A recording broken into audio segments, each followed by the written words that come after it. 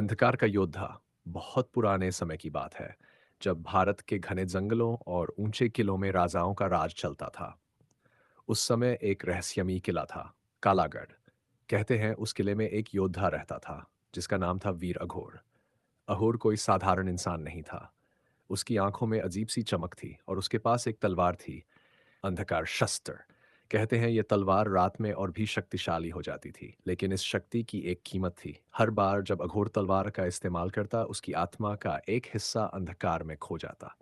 एक दिन कालागढ़ पर एक भयानक हमला हुआ। दुश्मन कोई इंसान नहीं था, बल्कि एक श्रापित सेना थी, जो मरने के बाद भी वापस जीवित हो जाती थी। राजा ने अघोर को बुलाया और कहा, अगर आज तुमने हमें नहीं बचाया तो पूरा राज्य खत्म हो जाएगा। अघोर जानता था, अगर उसने पूरी ताकत का इस्तेमाल किया तो वह खुद भी अंधकार में खो सकता है। लेकिन उसने हिम्मत नहीं हारी। रात होते ही युद्ध शुरू हुआ। आसमान काला हो गया, बिजली चमकने लगी और चारों तरफ चीखों की आवाज गूंजने लगी।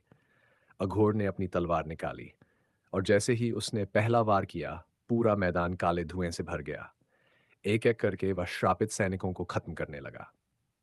लेकिन हर वार के साथ उसकी आंखें और भी अंधेरी होती जा रही थीं।